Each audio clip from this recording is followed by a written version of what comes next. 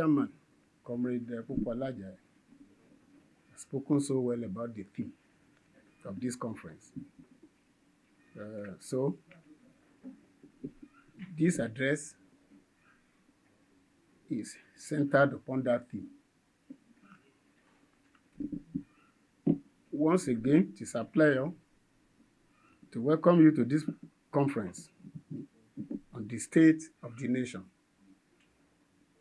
Since the national elections were completed, the debate has now shifted from who and who did not win the elections to the extent that the narrative is drifting from some of the fundamental challenges being faced by Nigerians, chief of which is poverty, occasioned by want or by corruption. Corruption, we all agree, continues to unleash unprecedented misery on Nigerians, irrespective of religion, ethnicity, creed, or color. We stand before you today to set agenda for the incoming government, the proposed team, and all elected governors and national and state lawmakers. We today address the scourge of corruption as one of the major issues Nigeria must compel the president-elect and indeed the new government to address, without which there will be stiff opposition to the regime from its first day. We insist that Nigerians must unite around the need to free the people of this nation from corruption pandemic, irrespective of our differences. The fight against corruption is a common denominator. Corruption remains one of the major problems at the root of Nigerian problems. We are here to raise our voices with one theme, that Nigerians must compel the president-elect, Asiwaju Ahmed Bola Tinubu, and other newly elected state governors, national and state lawmakers to fight corruption decisively. If not, Nigeria risks going to pieces. Having contested elections, some have lost, some have won. The agenda setting must begin as the May 29 handover day draws closer. Nigerians, irrespective of their political standing, must unite behind the common goal of bringing corruption on her nail. Corruption is one of the most important agendas that must be fought by Nigerians. Corruption fuels poverty, deprivation, hunger, and social disequilibrium. Corruption breeds misery. It starts crisis and may instigate war. Corruption is responsible for terrorism and extremism by thousands of youths who are disillusioned, poorly educated, and desperate to survive by all means possible. While we are concerned about the national elections, it should be of importance to us that those elected have put together to achieve with public resources the law has empowered them to manage. The corruption pandemic and the incoming federal and state governments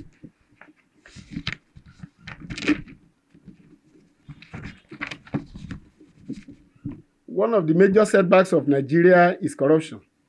No matter who is elected, if there is no commitment to the fight against corruption, the mandate of the people,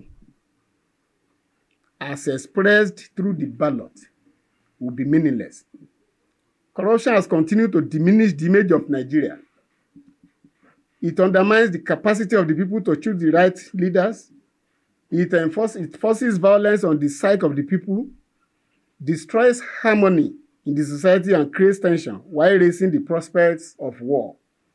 The issue of corruption is also important to the extent that even those seeking to reclaim their mandate or wish to contest the outcome of the elections cannot do so successfully if the system, especially the judiciary, remains rotten filled with corruption and ineptitude.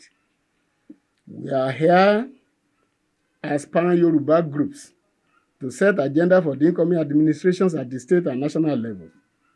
In case Nigerians have forgotten, permit us to list some of the major cases of corruption to bring into sharp focus the peril ahead and the danger it poses to the future of this great country. Many of the cases listed here are yet to be concluded, and many of them have the hands of politicians in them. Below are a few examples. Number one, the 195 billion Maina pension scam. You remember Maina? It is believed that Alhaji Maina misappropriated billions of naira worth of pension funds, which he claimed to have recovered from pension thieves. Now, the Senate committee probing that pension management accused him of mopping up pension funds from banks and depositing the money in his private accounts. Then there was the kerosene subsidy scam. The former governor of the central bank and now Emir of Kano, Alhaji Sanusi, had shown that the kerosene subsidy was eliminated in 2009 by a directive of the late President Umaru Yar'Adua. Further evidence in the form of official data from across Nigeria shows that nowhere in the country is kerosene sold at a subsidized rate. It is bought by the NNPC at 150 naira, sold to marketers at 40 to 50 naira, but retails at 170 to 250 naira.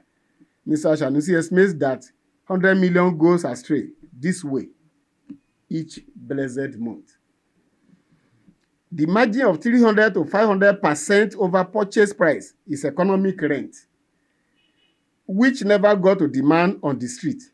In dollar terms, every vessel of kerosene imported by NNPC with Federation money cost about $30 million, and it was sold at $10 million or $11 million, generating rent of $20 million per vessel to the syndicate. He wrote. There was also the $6 billion fuel subsidy scam. Nigeria's parliament has discussed the report said to reveal that $6 billion, that's about 4 billion naira pounds, has been defrauded from the fuel subsidy fund in the past 2 years. Nigeria is a major oil producer, but has to import most of its fuel. Notable members of the PDP or their families were involved in the scam, like Maman Ali and Mahmoud Tuko. The 123 billion naira fraud by Stephen Oronsanye. You remember him, the former head of service of the Federation. A damning report by the Office of the Auditor General of the Federation indicted the former head of the civil service of the Federation, Mr. Stephen Oronsanye, over an alleged 123 billion fraud perpetrated during his tenure between 2009 and 2010. The 169-page report, entitled Special Audit of the Accounts of the Civil Pensions, according to an online news medium, Premium Times, found Oronsanye guilty of allegedly presiding over the looting of the nation's resources during his tenure. The audit, which covered the period 2005 to 2010, uncovered monumental financial irregularities, opaque transactions, irregular and abnormal running costs, and outright stealing and kickbacks, said to have reached its zenith during the 18 months that Oronsanye served as head of service. According to Premium Times, the Auditor General's office completed its assignment and submitted its report to government in 2012, but no action has been taken to bring all those indicted to book till date. Then there was the police pension fund fraud. The Economic and Financial Crimes Commission, EFCC, arraigned the ex-permanent secretary in the Ministry of Niger Delta Affairs, now a director in the Police Pension Office, Atiku Abubakar Kigo, the chief accountant, Mrs. Uzoma Cyril Atang, and 4 others before an Abuja High Court on an 18-count charge of conspiracy, breach of trust, and embezzlement of 32.8 billion police pension funds. The 6 accused persons were dogged before Justice Hussein Baba, to whom the case was reassigned following a controversial judgment of the first trial judge, Justice Abubakar Talba. He gave a life sentence to one of the accused, John Yusuf, who pleaded guilty to a 3-count charge. But Atang, who was arraigned by the EFCC for the first time in connection with the alleged fraud, was granted 10 million naira bail and 2 sureties in like sum. Those who were rearranged include Esai Dangaba, Atiku Abubakar Kigo, Ahmed Noah Wada, Mrs. Veronica Uloma Oyebula, Sonny Habila Zira, Christian Madubuike, and John Yusuf, who had been convicted. Stella Odua car purchase scandal. The committee set up by President Goodluck Jonathan to probe the 255 million bulletproof car scandal in the aviation ministry has indicted the minister, Miss Stella Odua, a serving senator of the Federal Republic now. It was gathered in Abuja on Sunday that the report of the Presidential Committee tallied with some findings of the House of Representatives Committee on Aviation on the scandal. There were reports that with the approval of the minister, the Nigerian Civil Aviation Authority purchased 2 bulletproof BMW cars at an allegedly inflated rate of 255 million naira. The development sparked a countrywide controversy, with many Nigerians and groups calling for her sack. There was also the NNPC missing $20 billion naira.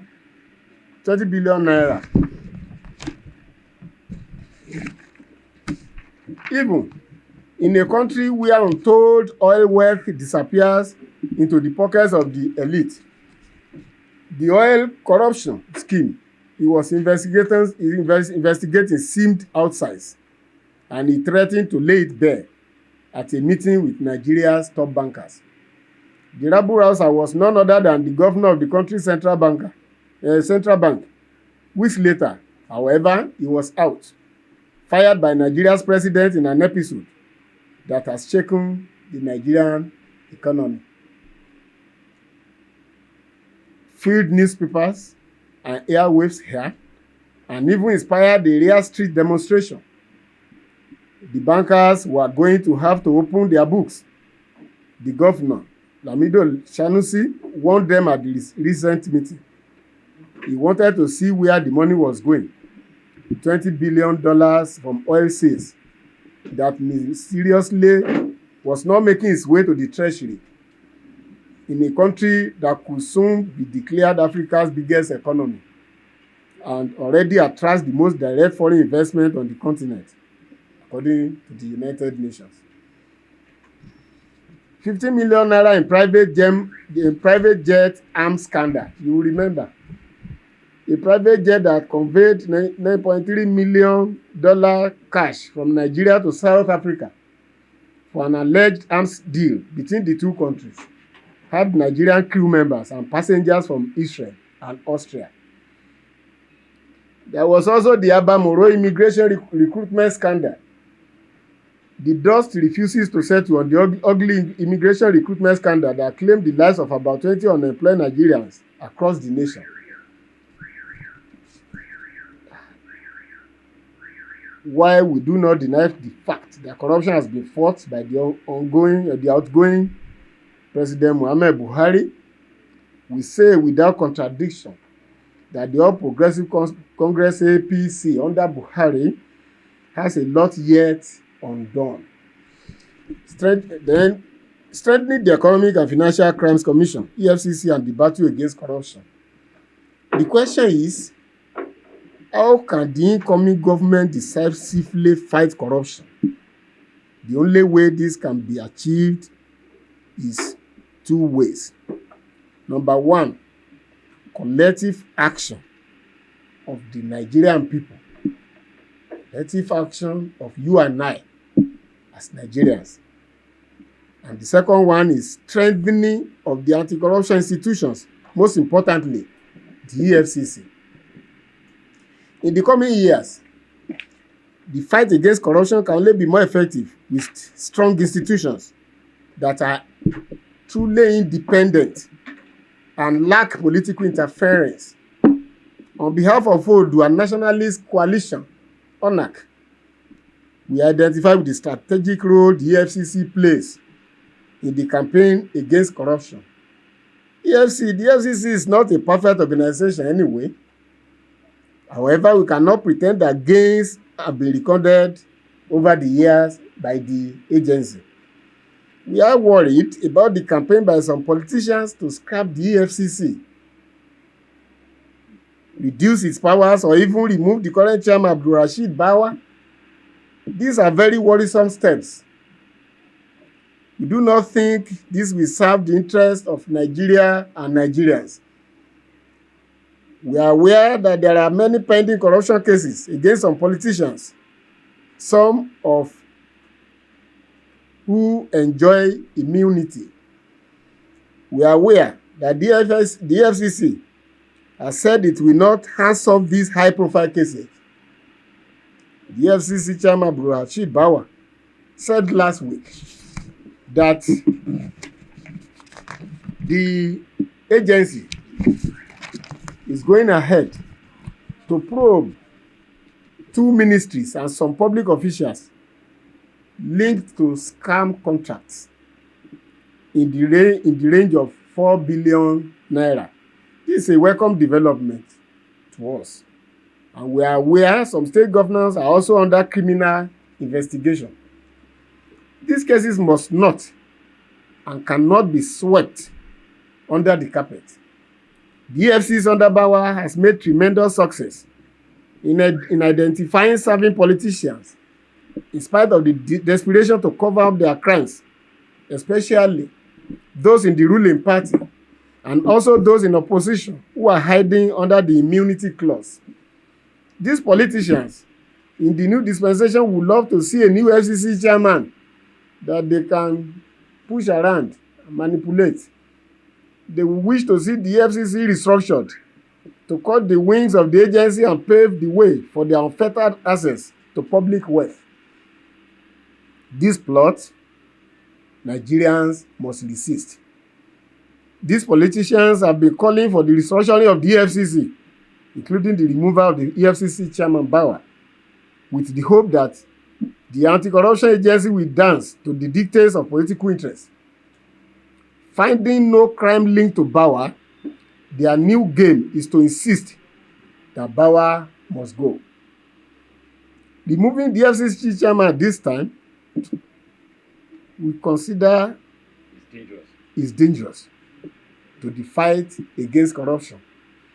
We are worried that each time a new administration comes on stream, the next thing is to remove the FCC chairman.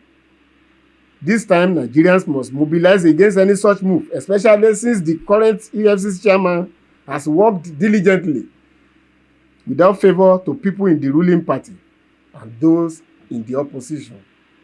The politicians have in fact been insisting that the EFCC chairman be removed. If the incoming administration is committed to fighting corruption, it will be suspicious if it falls into the hands of EFCC detractors. While we recognize the shortcomings of the EFCC, we are also conscious of the intervention and the historic intervention of the anti-graft agency in promoting transparency and accountability in Nigeria. It is on this basis that we join the growing national call to save the EFCC from political interference. We are currently working with other organizations across the country, especially ethnic groups in the Niger Delta, the Middle Belt, Northwest, and Northeast, to mobilize against any attempt to impose a rookie on the FCC for political reasons. The ethnic groups represent the culture, values, and heritage of Nigerians. We are in the best position to resist this attempt to remove the EFCC chairman for political reasons. ONAC rejects entirely the call for the resignation or sack of the EFCC chairman Abdulrasheed Bawa. We posit that this is diversionary. The removal of the head of such a strategic organization cannot be in the interest of Nigerians at this moment. We, on the other hand, call on politically exposed persons to stop the attacks on the EFCC. It should be allowed to complete the ongoing investigations against some important political figures, including those in the ruling party, APC, who are desperate to ensure the removal of the EFCC chairman, hiding under the illogical proposition that he has failed to obey court orders. In law, if the EFCC chairman fails to obey court order, the aggrieved should file contempt proceedings. Jumping to the rash conclusion that he should be removed is unreasonable, self-serving, and unproductive.